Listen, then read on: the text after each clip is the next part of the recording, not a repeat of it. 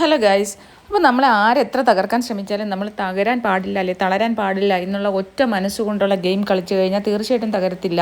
ഇത് ഞാൻ പറഞ്ഞു വരുന്ന മറ്റാരുടെയും കാര്യമില്ല, അനിമോളാണ്. അനിമോളെ തകർക്കാനായിട്ട് പല വശത്തു നിന്ന് പലരും ശ്രമിക്കുന്നുണ്ട്. ബി ഉൾപ്പെടെയുള്ള ആൾക്കാർ, ബി തന്നെയാണ് ബിയുടെ അണിയറ പ്രവർത്തകർ. അവർക്ക് അറിയാമല്ലോ ഏറ്റവും കൂടുതൽ ടോപ്പിൽ നിൽക്കുന്ന അനിമോളാണ്. അപ്പോൾ ഈ ടോപ്പിൽ നിൽക്കുന്ന ആൾക്കാരെ എങ്ങനെയെങ്കിലും പുറത്താക്കണം, അല്ലെങ്കിൽ ഏതെങ്കിലും രീതിയിൽ അവരെ മനസ്സ് തകർത്ത് അവരെ ഗെയിം തകർക്കണം എന്നുള്ള ഉദ്ദേശത്തോടു കൂടി 18 അടവും, അന്നത്തെ കാര്യം ഇത് 7ൻ്റെ പണിയാണ്, 18 അടവും അവർ പയറ്റും എന്നുള്ളത് ഉറപ്പാണ്. അതിൻ്റെ ഫലമായിട്ടാണ് അന്ന് എപ്പോഴും ഓരോ സമയത്തും ലാലേട്ടൻ വരുമ്പോൾ എപ്പിസോഡിൽ അനിമോളെ നേരെ ഇലമരി ചീറ്റപ്പൂലി പോലെ ചീറ്റിയ ഒരു മുഖവും വെച്ചുകൊണ്ട് ഭയങ്കര ദേഷ്യം പിടിച്ച് അനിമോൾ എന്തോ ലോകത്തിലെ ഏറ്റവും വലിയ പാതകം ചെയ്ത വ്യക്തി എന്ന നിലയിലാണ് അനിമോളോട് ലാലേട്ടൻ സംസാരിക്കുന്നത്.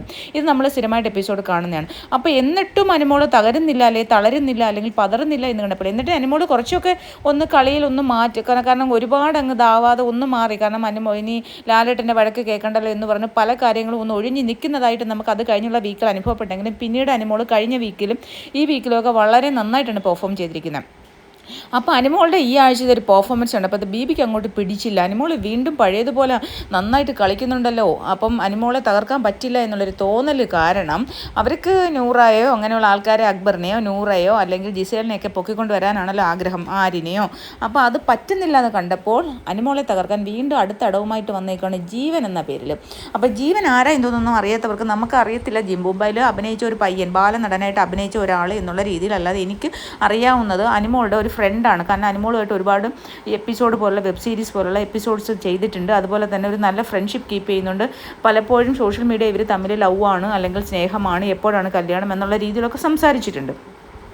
പക്ഷേ അതിനപ്പുറത്തേക്ക് നമുക്ക് ഇതിൻ്റെ ഒരു ഡീപ്നെസ്, ഇവരുടെ ഫ്രണ്ട്ഷിപ്പിൻ്റെ ഡീപ്നെസ് അറിയത്തില്ലായിരുന്നു. പക്ഷേ ഇപ്പോൾ പുറത്തു വരുന്ന വാർത്തകളെന്ന് പറഞ്ഞു കഴിഞ്ഞാൽ അനിമോളും ഈ ജീവനുമായിട്ട് എക്സ് ബോയ് ഫ്രണ്ടാണ്, ഇവർ ബ്രേക്കപ്പ് ആയവരാണ് എന്നുള്ളതാണ്.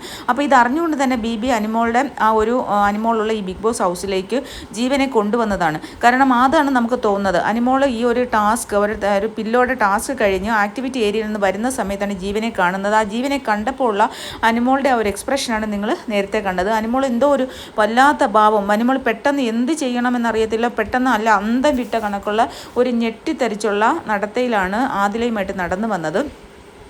അതിനുശേഷമുള്ള ഓരോ മൊമെൻറ്റ്സും നമ്മൾ ശ്രദ്ധിച്ചാൽ അറിയാം.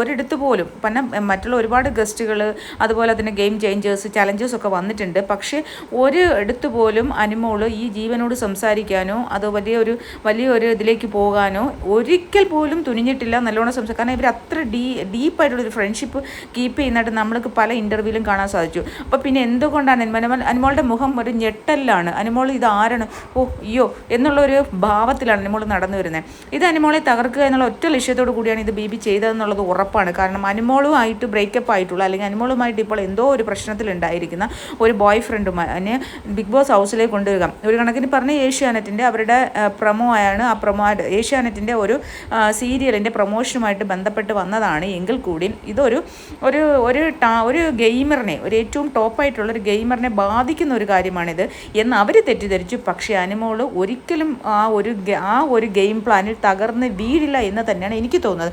ഇനിയിപ്പോൾ നിങ്ങൾ PR എന്ന് വിളിച്ചാൽ എനിക്കൊരു പ്രശ്നമില്ല, ഞാൻ പറയാനുള്ളത് പറയണം. ഒരിക്കലും അനിമോൾ അപ്പോഴത്തെ അത് തന്നെ എടുത്ത് കഴിഞ്ഞിട്ട് അനിമോൾ പിന്നീട് അനിമോളുടെ ഗെയിമിലേക്ക് പോവുകയും ചെയ്തു. ആ കുറച്ച് നേരത്തെ അനിമോളുടെ ആ ഒരു സിറ്റുവേഷൻ നമുക്ക് മനസ്സിലാക്കേണ്ടത്. ഞാൻ ആദ്യം വിചാരിച്ചു എന്ത് പറ്റി അനുവിനും.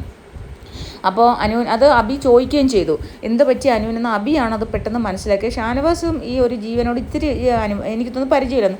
പക്ഷേ ഇവിടെ ഏറ്റവും അടുപ്പം കാണിച്ചത് ജിഷിനാണ്. എനിക്ക് തോന്നുന്നു ജിഷിൻ്റെ ഫ്രണ്ട് ആവാനാണ് സാധ്യത. ജിഷിനുമായിട്ട് നല്ല ഫ്രണ്ട്ഷിപ്പ് ജീവൻ കാത്തു സൂക്ഷിക്കുന്നത്. അതുകൊണ്ട് തന്നെ ആദ്യം തന്നെ ഒരു സ്റ്റോർ റൂമിൽ വെച്ച് കണ്ടപ്പോൾ തന്നെ കെട്ടിപ്പിടിച്ചിട്ട് ആ ഒരു ഇത് കണ്ടപ്പോൾ തന്നെ മനസ്സിലായി. പിന്നീട് അനു ചെയ്തതെന്ന് പറഞ്ഞാൽ അനു അവരിൽ നിന്ന് മാറി പെട്ടെന്ന് തന്നെ അത് ഷാനവാസ് അവിടെ നോക്കുന്നുണ്ട്. അനു പെട്ടെന്ന് തന്നെ മാറി അനുവിൻ്റെ ബെഡിൻ്റെ അടുത്തേക്ക് വരികയും ബെഡിൻ്റെ അവിടെ നിന്ന് കുനിഞ്ഞിരുന്ന് എന്തോ ചെയ്യുകയും ചെയ്തു. കാരണം ഒറ്റയ്ക്കാണ് വന്നത്. അപ്പോഴൊക്കെ അനുവിൻ്റെ മ്ലാനമായ മുഖമാണ്. അനുവിന് എന്താണ് ചെയ്യേണ്ടത് പെട്ടെന്ന് ഇങ്ങനെ കണ്ടപ്പോൾ ഉണ്ടായ ഒരു വെപ്രാളമുണ്ടല്ലോ. എന്താണ് നമ്മുടെ മനസ്സിൽ ഇപ്പം നമ്മൾ ഒരു ബന്ധത്തിലുണ്ടായിരുന്ന, അല്ലെങ്കിൽ നമ്മളൊരു റിലേഷനിൽ ഒരു കണക്ഷനിലുണ്ടായിരുന്ന ഒരാളിനെ പെട്ടെന്ന് തന്നെ നമ്മൾ ഇങ്ങനെ ഒരു സിറ്റുവേഷനിൽ കാണുമ്പോൾ സന്തോഷമാണോ, ദുഃഖമാണോ, ടെൻഷനാണോ, നിരാശയാണോ, എന്താണ് സംഭവിക്കുന്നത് അറിയാൻ പറ്റാത്തൊരു ഭാവമായിരുന്നു അവിടെ അനുവിനുണ്ടായിരുന്നത്. അനു ബെഡിൻ്റെ അടുത്തേക്ക് വരുന്നുണ്ട്. അവിടെ നിന്നിട്ട് കുഞ്ഞിട്ട് എന്തോ എടുക്കുന്നതുണ്ട്. എടുക്കുന്ന കാണിച്ചില്ലെങ്കിലും അനുവിനെ മാത്രമാണ് ഇവർ ഫോക്കസ് ചെയ്തത്. ഇവരുടെ ബിബിയുടെ TRP കൂട്ടാൻ വേണ്ടി ഓരോ മനുഷ്യന്മാർ ഞാൻ ഓരോ വീഡിയോയിലും പറയും, ആര് നെഗറ്റീവ് ആയാലും ആര് തകർന്നാലും അവർക്കൊരു പ്രശ്നമില്ല. അവരെ സംബന്ധിച്ച് അവർക്ക് TRP കൂട്ടുക, അവർക്ക് കാശ് ഉണ്ടാക്കുക, ഇത് മാത്രമേ ഉള്ളൂ. BBയെ സംബന്ധിച്ച് വേറൊന്നും അവർക്കില്ല. അവർക്ക് ഇമോഷൻസ് വെച്ച് കളിക്കുക എന്നുള്ളതാണ് അവരുടെ ഒരു പ്രധാന അജണ്ട. ഇതിൽ വീഴാതിരിക്കുന്നത് നമ്മളെ ഓരോ ഗെയിമറിൻ്റെയും ഏറ്റവും ഇമ്പോർട്ടൻ്റ് ആയിട്ടുള്ള കാര്യമാണ്. അപ്പോൾ എന്നിട്ട് അനിമോൾ തിരിച്ച് വരുന്നിട്ട് അനിമോൾ മാറി നിൽക്കുകയാണ്. അതിനുശേഷം പിന്നെ അവരെ കൂടെ നിൽക്കണില്ല, കുറച്ച് മാറിയൊക്കെ നിൽക്കുന്നു. പിന്നെ കിച്ചണിൽ വന്ന് നിന്നു. അപ്പോൾ എനിക്ക് തോന്നി ഇത് ആദിലയുടെയും നൂറയോടും അനിമോൾ ഇത് പറഞ്ഞിട്ടുണ്ടാവണം ബി. കാരണം കുറച്ച് കഴിഞ്ഞപ്പോൾ ആദിലയ്ക്ക് മനസ്സിലായിട്ടുണ്ട്. ആദിലയ്ക്ക് മനസ്സിലായാലും പിന്നീട് ആദിലയ്ക്ക് മനസ്സിലായിട്ടുണ്ട്. അപ്പം ജിഷിൻ വിളിച്ചുകൊണ്ട് വന്ന് ജീവനെ എല്ലായിടത്തും കാണിക്കാനായിട്ട് പോകുന്നുണ്ട്. അപ്പോഴും അനിമോൾ മാറി അവിടെ നിൽപ്പുണ്ട്. അനിമോളെ ഈ ജീവൻ അപ്പോഴും ശ്രദ്ധിക്കുന്നില്ല. അനിമോളും അത്ര വലിയ ശ്രദ്ധയൊന്നും ശ്രദ്ധിക്കുന്നില്ല, അത്ര വലിയ മൈൻഡൊന്നും കൊടുക്കാതെ മാറി നിൽക്കുകയാണ്. ജിഷിൻ അപ്പോൾ ഭയങ്കര സന്തോഷത്തോടു കൂടി ജീവനെ ഇങ്ങനെ ലിവിങ് ഏരിയയാണ്, മറ്റേതാണ് മറിച്ചതാണെന്നൊക്കെ പറയുന്നുണ്ട്. അപ്പോൾ അതുകൊണ്ട് ഇങ്ങനെ ഓരോന്ന് ശ്രദ്ധിച്ചുകൊണ്ടിരിക്കുകയാണ്, ഇതെന്താണ്. അപ്പോഴാണ് പിന്നീട് ഞാൻ വിചാരിച്ചു പല വീഡിയോയിലും ഞാൻ കണ്ടിട്ടുണ്ട് ഇവർ തമ്മിൽ ഒരുമിച്ച് ഉള്ള വെബ് സീരീസ്, പിന്നെ അതാണ് ഇൻ്റർവ്യൂസൊക്കെയാണ്. അപ്പോഴും അനിമോൾ അവിടെ ഇവർ പോകുമ്പോഴും മാറി അവിടെ നിൽപ്പുണ്ട്. കൂടുതൽ മൈൻഡ് ആക്കാതെ ബാക്കിൽ കയ്യും കെട്ടിയിട്ടാണ് അനിമോൾ നിൽക്കുന്നത്. യാതൊരു തരത്തിലുള്ള ഒരു പരിചയമില്ലാത്ത രീതിയിലാണ്, ആദ്യമായിട്ട് കാണുന്ന ഒരാളിനെ പോലെയാണ് നിൽക്കുന്നത്. അതിൽ നിന്ന് തന്നെ ആ ഭാവത്തിൽ നിന്ന് തന്നെ മനസ്സിലാക്കാം എന്തൊക്കെയോ സംതിങ് റോങ്. ഞാനത് നേരത്തെ വീഡിയോ ഞാൻ ഇടാഞ്ഞത് തന്നെ മനഃപൂർവ്വമാണ്. കാരണം അത് എന്താണ് എന്നൊരു ക്ലാരിഫിക്കേഷൻ വേണമായിരുന്നു. അപ്പോൾ അങ്ങനെ അഥവാ ഒരു ബോയ് ഫ്രണ്ട് ആണെങ്കിൽ പോലും ബിബി ഇങ്ങനെ എടുത്തുകൊണ്ട് വരുമ്പോഴത്തേക്ക് തകരാൻ വേണ്ടിയിട്ടുള്ള അല്ല അനിമോൾ. അത് ഇവർക്ക് മനസ്സിലാവുന്നില്ല. കാരണം ലാലേട്ടൻ്റെ മുന്നിൽ കണ്ട കാര്യം അതേ നിലപാടുകൂടെ അത്രയും ശബ്ദമുയർത്തി പറഞ്ഞ ഒരു പെൺകുട്ടിയാണ് അനിമോൾ. അതുകൊണ്ട് തന്നെ ഇനി ലോകം വന്ന് ഇടിഞ്ഞു വീണ് അനിമോളെ മുന്നിൽ വന്നാലും പാരൻസ് അല്ലാതെ അനിമോൾ ആരുടെ മുന്നിൽ തകരില്ല.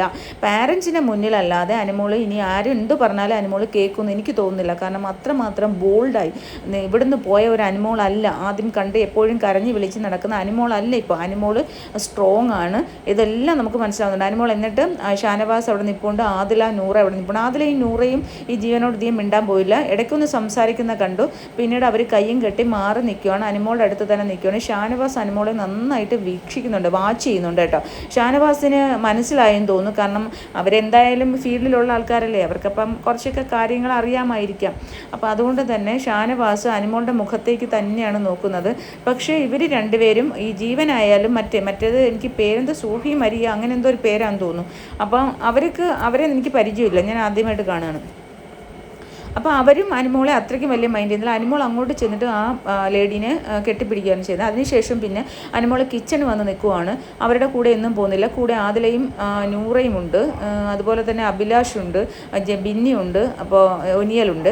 അപ്പോൾ എന്നിട്ട് ആദിലയോട് എന്തോ സംസാരിച്ചതിന് ശേഷം അപ്പോൾ ആദില നോക്കുന്നുണ്ട്. ആദില ഇങ്ങനെ അവരെ നോക്കുന്നു. അതിനുശേഷം ഇവരെന്താണ് അത് കഴിഞ്ഞിട്ട് രണ്ടുപേരും കൂടി നടന്ന് ആദിലയും അനിമോളും കൂടി നടന്ന് എങ്ങോട്ടാണ് പോണേ? ഡ്രസ്സിങ് ഏരിയയിലേക്കാണ് പോകുന്നത്. വാഷിംഗ് ഏരിയ, ആ ഡ്രസ്സിങ് റൂം ഉണ്ടല്ലോ, ആ വാഷിംഗ് ഏരിയയിലേക്ക് നടന്നു പോവാണ്. അവർ രണ്ടുപേരും മാത്രം നടന്നു പോകണം. അപ്പോൾ എനിക്ക് തോന്നുന്നു ഈ കാര്യങ്ങളൊക്കെ ആദില നൂറയോട് പറഞ്ഞിട്ടുണ്ടാവും. എന്നിട്ട് അവർ വാഷിംഗ് ഏരിയയിലേക്ക് കയറിയിട്ട് വാഷിംഗ് ഏരിയ കയറി അകത്തേക്ക് ആ ഒരു ഡ്രസ്സിങ് റൂമിലേക്ക് കയറി. അപ്പോൾ ഡ്രസ്സിങ് റൂമിലേക്ക് കയറിയിട്ട് അവിടെ നിന്ന് എന്തൊക്കെ ചെറിയ സൗണ്ടുകൾ മാത്രം കേൾക്കുന്നുണ്ടായിരുന്നു. മേ ബി എനിക്ക് തോന്നുന്നു അനിമോൾ അവിടെ കരഞ്ഞിട്ടുണ്ട്. കാരണം തിരിച്ചിറങ്ങി വന്നപ്പോൾ അനിമോൾ കണ്ണ് ഇങ്ങനെ ഒപ്പുന്നുണ്ടായിരുന്നു. രണ്ട് സൈഡിലെയും ഇരു മുഖത്തും ഇങ്ങനെ ഷോൾ വെച്ചിട്ട് മുഖം ഒപ്പിയിട്ടാണ് ഇറങ്ങി വന്നത്. അപ്പോൾ അതിനകത്ത് അവർ കരഞ്ഞിട്ടുണ്ട്. അതിനുശേഷം ആദിലയും നൂറയും ഒന്നും ഈ ജീവൻ്റെ അടുത്തോട്ട് പോയില്ല. യാത്ര അയക്കുന്ന സമയത്തും ഇവർ കുറേ ബാക്കിലാണ് നിന്നത്. അതിനുശേഷം ഒരു കുടയും പിടിച്ചുകൊണ്ട് ഏറ്റവും ബാക്കിൽ പോയി നിന്നു. അതിനുശേഷം പോകാൻ നേരത്ത് ജീവൻ അവസാനം, അതുവരെ മിണ്ടാതിരുന്ന ജീവൻ അവസാനം ബാക്കിൽ ചെന്നിട്ട് ഇങ്ങനെ കൈ കൊടുക്കുന്ന ഒരു കാഴ്ച അവിടെ കണ്ടു. അനിമോൾക്ക് ആ കൈ കൊടുത്തു കഴിഞ്ഞ് ജീവൻ പോയി. അപ്പോൾ അനിമോൾ അത് അത്ര മൈൻഡും ചെയ്തില്ല, മാറി നിൽക്കുമായിരുന്നു ഗൈസ്.